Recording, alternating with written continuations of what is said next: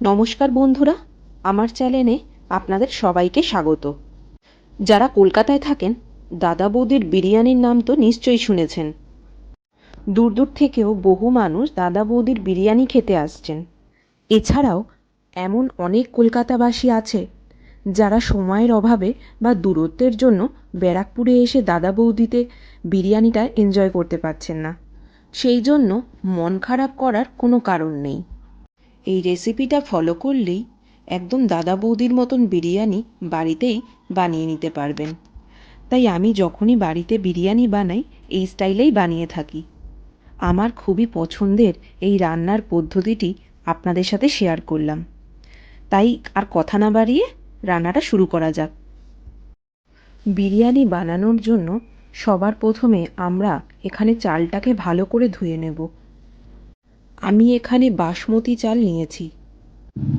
চালটা আমাদের হালকা হাতে ধুয়ে নিতে হবে।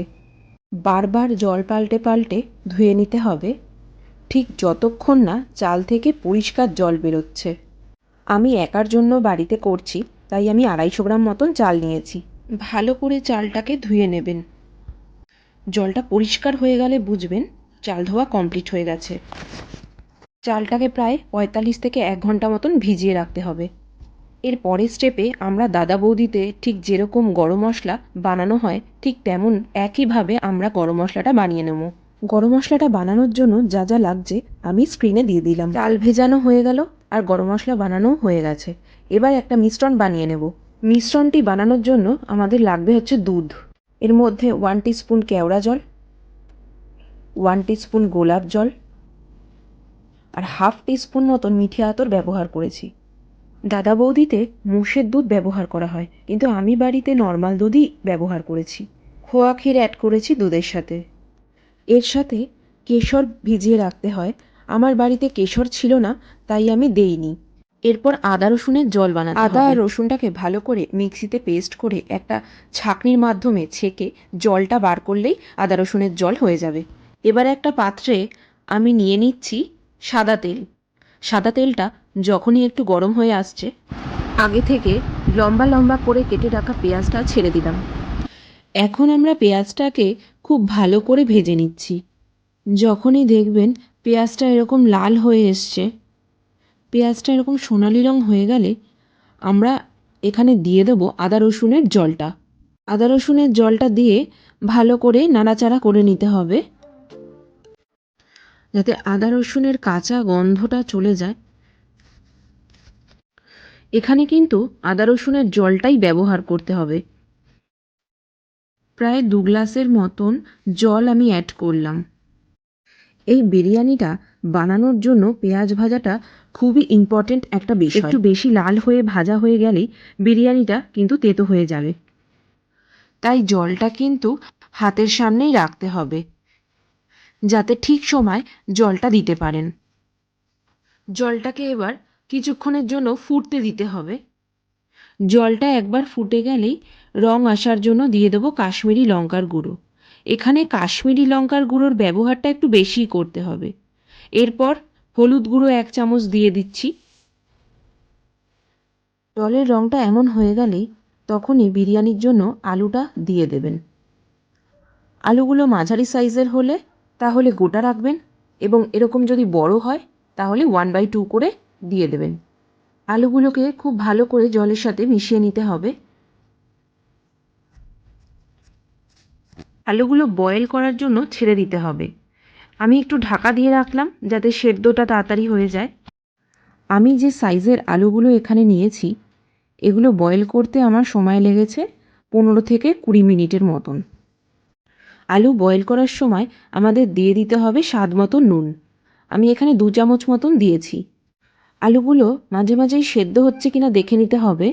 মোটামুটি 70 to 80% সেদ্ধ করলেই বাকি 20% যখন দম দেব তখন হয়ে যাবে। যখন দেখবেন আলুগুলো খুব ভালো করে বয়েল হয়ে গেছে, তখন একটা হাতার সাহায্যে আলুগুলো ছেঁকে এইভাবে তুলে নেব।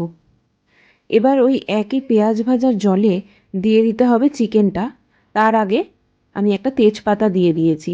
আমি একার জন্য করছি, তাই আমি এখানে 500 গ্রাম চিকেন নিয়েছি আর সম্পূর্ণটাই লেগ পিসের ওপর নিয়েছি।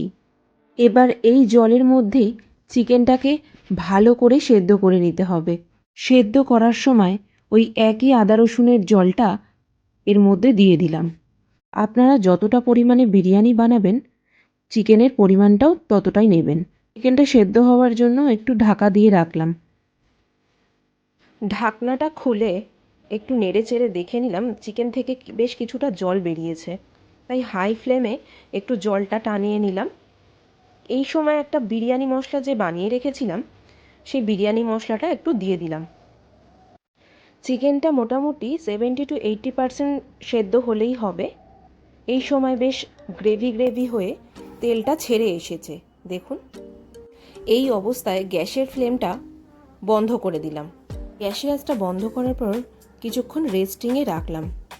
পরেই এই সময় আমাদের বিরিয়ানির জন্য জলটা বসিয়ে দিতে হবে একটা হাঁড়িতে।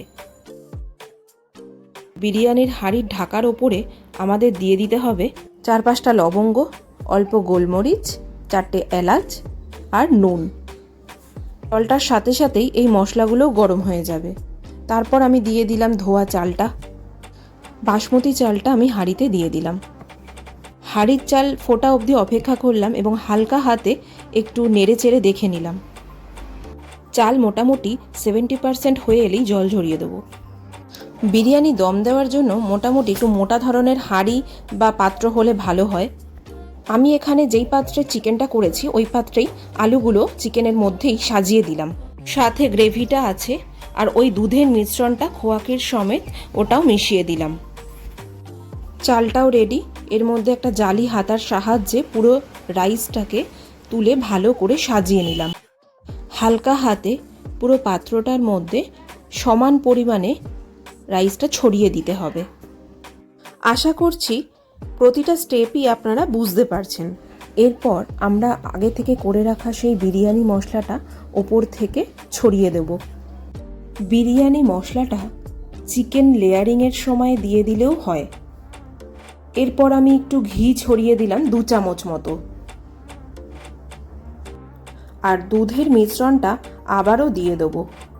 বাকি সবটুকুই দিয়ে দিলাম। এই সময় ওপরে কেশরের জল দিলেও হয়, যেহেতু আমি বলেছিলাম আমার কাছে কেশর নেই বাড়িতে, তাই আমি দিতে পারিনি। আপনারা অবশ্যই দেবেন। লেয়ারিংয়ের পর্বটা শেষ। পাত্রের মুখটা এঁটে নিতে হবে। হাঁড়িতে করলে আটা দিয়েও আটকে দিতে পারেন। আমি এখানে র্যাপিং কাগজ দিয়ে ভালো করে আটকে নিয়েছি। গ্যাসের আজে এরকম তাওয়া বসিয়ে তারপর পাত্রটা আমি রাখলাম। এবার সবচেয়ে ইম্পর্টেন্ট জিনিস হলো আপনারা দমে কতক্ষণ রাখবেন। তাহলে প্রথম 10 মিনিট হাই ফ্লেমে রাখতে হবে, আর তারপর 30 মিনিট, টোটাল হলো 40 মিনিট। এরপর গ্যাস বন্ধ করে প্রায় 25 মিনিট মতন পর আমরা ঢাকনা খুলব। এই 25 মিনিট কিন্তু রেস্টিংয়ে দিতে হবে। এবার বিরিয়ানিটা আপনাদের সামনে কেটে দেখাচ্ছি। দেখুন কি সুন্দর ঝরঝরে বিরিয়ানির রাইসটা লাগছে। খুব উগ্র গন্ধ বা এক্সট্রা মশলা এতে নেই। কি লাগছে তো দাদা বৌদির বিরিয়ানি। এবার আমি আলু আর মাংসটাকে তুলে দেখাচ্ছি। দেখুন কি সুন্দর লাগছে না দেখতে। এই বিরিয়ানির স্বাদটাও ঠিক ততটাই সুন্দর। তাহলে রেসিপিটা যদি আপনাদের ভালো লেগে থাকে আমাকে কিন্তু কমেন্টে জানাতে ভুলবেন না। আর অবশ্যই ভিডিওটা যদি খুবই ভালো লাগে তাহলে লাইক, শেয়ার এবং সাবস্ক্রাইব করবেন। দেখা হচ্ছে আপনাদের সাথে আরও একটা নতুন ভিডিও নিয়ে আর নতুন নতুন রান্না নিয়ে।